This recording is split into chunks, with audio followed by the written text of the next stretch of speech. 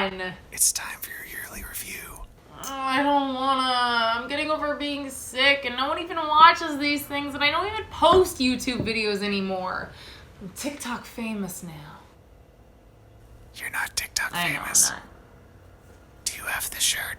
Yeah, I have the shirt. Of course I have the shirt, but no one even gets these references. What references?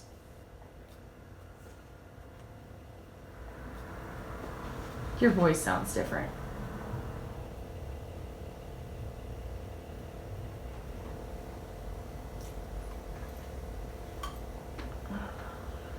I'll just get cleaned up then. Boop. Heyo, what's up everybody? It is the end of 2019 and you know what that means, do you? It's time for a yearly review video. I've been doing these the past, 3-4 years, something like that, so why break tradition? As I usually say, it's for me, it's not so much for you, it's mostly for me, so that I can go back in future years and see what I did this past year. I have a list, it's great, there's a ton more on my list that I don't actually say because I keep track of like every aspect of my life, but I read y'all some of the important ones that I feel that you should know, even though it's mostly for me. So these videos can usually run kind of long for my videos, so I'm gonna just jump into it. Let's get through them. Oh, and at the end, I rank my top movies, TV shows, music, and video games of the year. So that's, you have that to look forward to. Let's go. January. Starting off January, we had New Year's where I was working at my old club, so I worked in the club for New Year's because that's one of like the biggest nights of the year for bottle service. Also, just a disclaimer, I wrote it down for January, but it applies to pretty much every month. You can always assume that I'm doing like auditions, callbacks, a bunch of acting stuff. I don't obviously list every audition because that would be ludicrous, but just pepper it in your brains throughout everything, the whole year. So I was doing that too. I was also taking Leslie Kahn classes in January, so I was busy with that as well. I started taking groove classes at Edge, which is like a high intensity cardio dance class. It's a lot like the hip hop class that I take that you see my dance hall nights of. I did a photo shoot with my friend Blake where I am still posting photos from that on my Instagram. We have so many, and so follow my Instagram because there are a lot more to come. I always look through these and I have so much that happens, like, that are special to me, so I have to decide what to tell y'all, but like, But if any of my friends are watching this and they're like, hey, we did this really fun thing back in January, we had this hangout sesh. I know actually, I have it here. I just don't say everything. The burden, I'm gonna eat peach rings. February was the last month of the year that I took Leslie Kahn classes. In February, I also did a music video sort of thing for Gloria Trevi, and she went on tour. On the tour, she had this giant screen behind her that was sort of projecting the music videos throughout the tour, and so I got to be a pretty little fairy princess thing for that, so that was really fun. Oh no, I just remembered my curse of saying that's really fun for everything and anything. Bear with me. March. So this month I was starting to prep for a sketch that I wanted to produce, so I scouted sketch locations, which basically meant going around to different restaurants, talking to the manager, getting emails, etc. I also did a photo shoot with Arthur, yes, another. We do a lot of photo shoots. That month, Cammie and I went to Jabby Koei. Some of y'all watching probably came to this channel from Jabby's channel because I was on a few videos there. We went to his party where he was celebrating getting 1 million subscribers. Congratulations again, Jabby. So yeah, we went to his 1 mil party and that was a good time. April, the sketch that I was location scouting for, I released that. That was the servers at closing time sketch. Go watch that. Around this time, there was some talk that the club I was working at was going to be closing somewhat soon, so I started doing some interviews at different places. In April, my daddy and brother visited me in LA, and we had an amazing time. We had lots of good food, and we filmed the dad interview thing, and we went to the Ren Fair. That was really fun. I dressed up as Belle. A little girl gave me flowers, and it was the cutest thing. It was so good.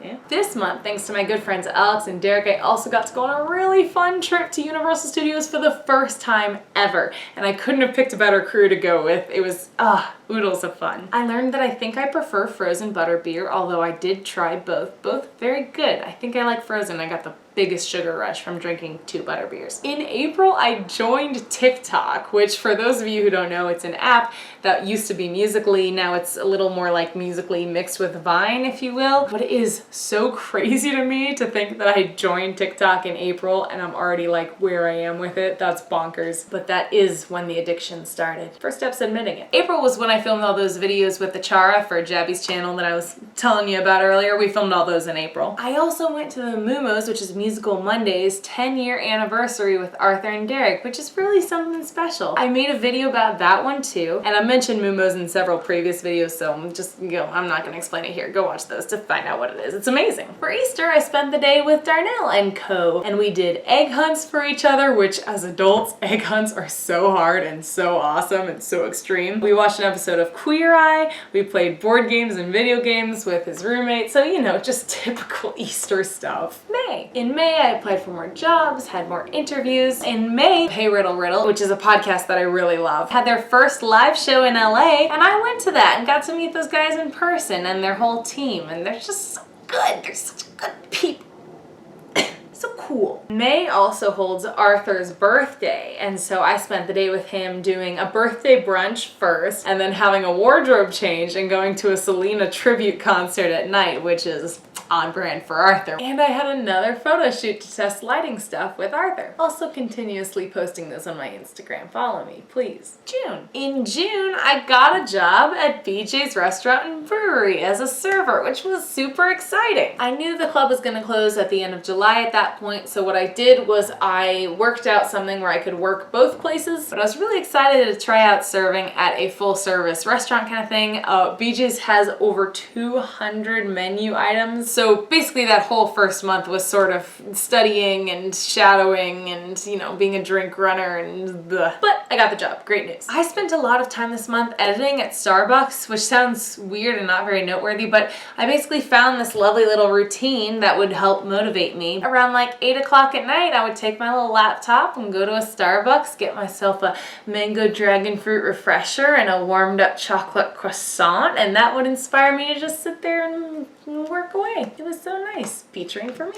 In June, I also went to the Watermelon Festival with Arthur, which is just as silly and zany as it sounds. They had bottomless watermelon, including yellow watermelon, which I had never had but really liked. And they had a sloth, which I couldn't hold, unfortunately, but one day. It was a great time. July. So for the 4th of July, I did the same thing I've been doing for a couple years now, which is go with Darnell to Socrates' house, where it's family and food and dancing and fun. And then after that, we went to his friend Cody's house, where they had a bonfire where I got to make s'mores, which is like always, like if you want me at a party, say there's gonna be s'mores there, because it truly is my weakness. But Cody's house is within walking distance of a beach, so we all walked down to the beach and watched fireworks over the city. Oh, it was just lovely. This month I finished reading the book You Are a Badass, which is like, I can't recommend it enough. I made an entire, I'll show you, hold on. So like this book inspired me so much that I dedicated an entire 4 pages in my journal just to the quotes that I was most inspired by. So I finished that book and I definitely recommend it. This was the month I recorded vocals for my friend Chris's parody music video kind of thing. That was a parody of I Just Can't Wait to Be King from The Lion King. We then shot the Lion King parody, which by the way, you can see here. I think he posted it to YouTube recently. I'll put the link below in the description. I took my BJ server test and passed, so I started being a real server, which was not the best. I didn't like it very much. Spoilers, I look for a new job in a month or two.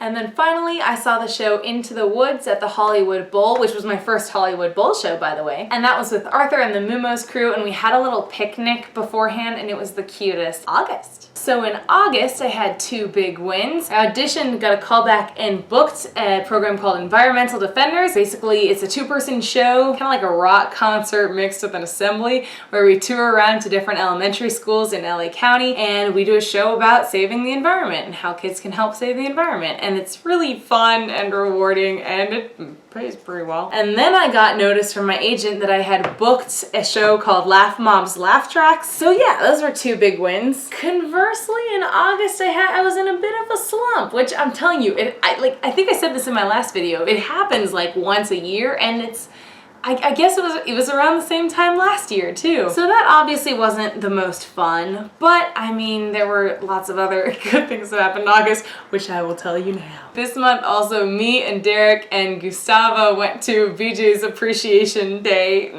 Team Member Appreciation Day, that's it, where they had like ring toss and cornhole and water balloons and stuff like that. And so we had a lot of fun, but I felt very strange having only worked there for a month and they were giving out all these awards at the end for best team members, and of course Arthur and Derek and them were like, Anna. I was like, no, you guys, stop. This doesn't look cute. I also knew I was probably going to look for another job within the month, so that was just, but it was a really fun time regardless. And then in late August, I took a trip to Austin, which was like, oh, the greatest trip. I had the best time. I made a Cool Kids and This One's for the Girls mashup with Carissa, and we made a music video to it. Please watch that. It was so much fun. And the mashup's like really good. I can't hear one of the songs without hearing the other now. That trip also included, of course, good food, Alamo Draft House, all the usual Austin stuff that I love to do. But there was something just so, because I was in that kind of slump early August, it was just super rejuvenating and like just what the doctor ordered to pull me out of that slump and get me super motivated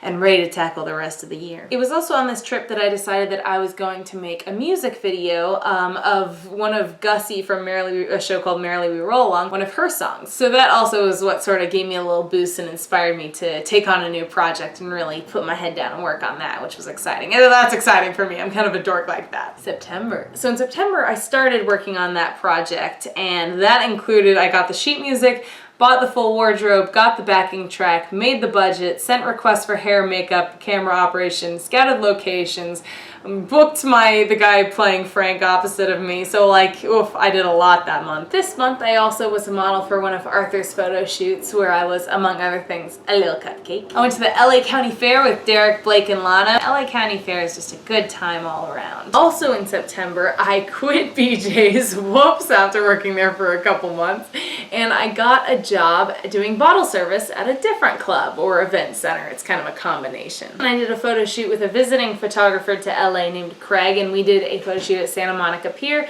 where, once again, still posting photos. Oh, please follow me on Instagram. And then finally, this month was just like party city. There was my friend Savannah's birthday party. There was Cammy's pool party. Gabby had a going away party. Beverly had a house cooling party, which I thought that was kind of cute. They were moving out the next day, so instead of housewarming, house cooling. Anyway, lots of parties this month. October. I was still working on the music video, and so this month for that musical, I ordered the barrette, found a recording studio, edited the backtrack. I took 3 voice lessons to prepare. I sent the makeup looks to the makeup artist. I had 2 recording sessions in a studio. I did location scouting, and I had a trial makeup session in preparation for filming the next month. It was also in October. I'm not sure why I always forget this. It was my birthday. My birthday is in October 26th, and I had brunch at the place called Birds with Arthur, Derek, Blake, and Gerard. And then the following night, I had a game night with Darnell and Company at Darnell's place. So it was a great little birthday weekend for me. And then on Halloween, unfortunately, I had to work at the club and it was dead, and I didn't make much money, but I got to go home early and enjoy a bowl of Lucky Charms before like a 6 a.m. wake up call for environmental defenders the next day. November. So November was the big month where I was going to shoot this music video, and I did just that. But I also, so for the project this month, I taught Mike, who was playing Frank, the choreography. I got my dress altered. I picked up from the mall, oh my gosh, trying to get cardboard boxes to dress the set and trying to carry them out. Cardboard boxes are large and they get very heavy and odd shaped, and it's hard to wrap your arms around them. I looked like a mess. Anyway, I picked up all those over the course of a few days.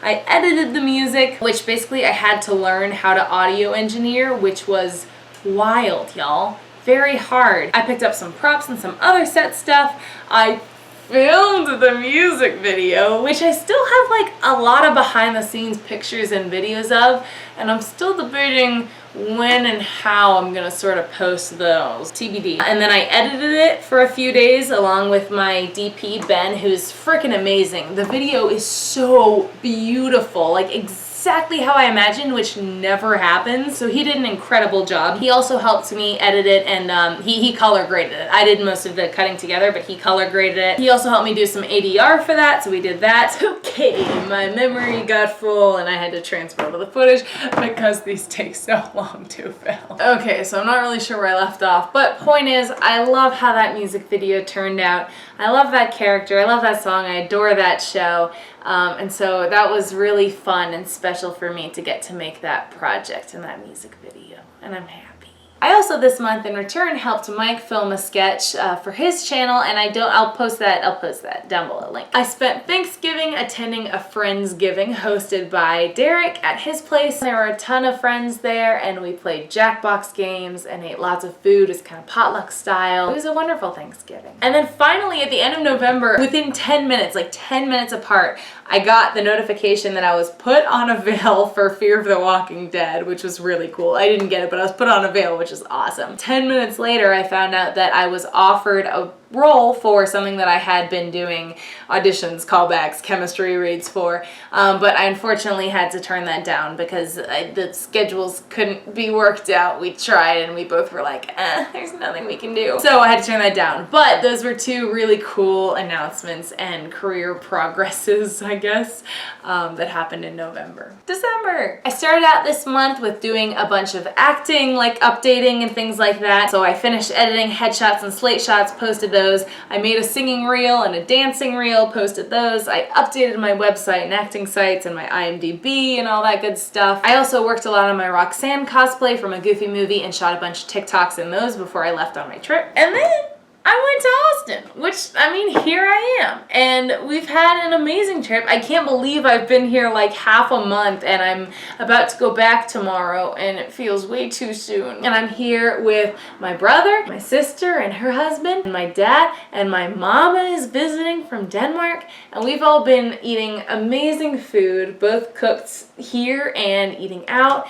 And we've played games, so many games. And we've been to a couple movies already. We saw Knives Out and Parasite, and we're gonna go see Little Women tonight. We had Danish Christmas and we had American Christmas. We went to Lockhart on a day trip and we had Black's Barbecue and did some shopping. And I decided to be an incense person. While we were window shopping, I went to an apothecary and I bought some incense. And so I used it recently when I was reviewing my 2019 and making goals for 2020. And boy howdy y'all, I'm an incense person now. That was so chill. So I've done all my 2020 goal making and my reflection on 2019. And it's been a really good year. It's flown by. There have been so many special, amazing, wonderful moments. I had a slump, but it was just a baby slump. Like it was just for a little bit and then I got out of it and yeah, it's just been so good. Okay. Now, the moment that maybe some of y'all have been waiting for, who knows. My top categories of 2019. I'm going to make the same disclaimer that I always make. These are not necessarily things that have come out this year. They are things that have influenced my life the most this year. Fair? We're on the same page? Yeah? Okay, let's get into it. Top movies, the #1 slot goes to Joker. Visually stunning. Joaquin Phoenix, incredible. I have so many feelings about this movie, but overall, as a piece of entertainment, I thought it was so good. It kept me on the edge of my seat the whole time. I was so tense at certain points. Did its job there. As a piece of art, if you will, instead of a piece of entertainment, something that should perhaps send a message or something like that. I had a lot of the same problems that this YouTuber I really enjoyed, Jenny Nicholson, did.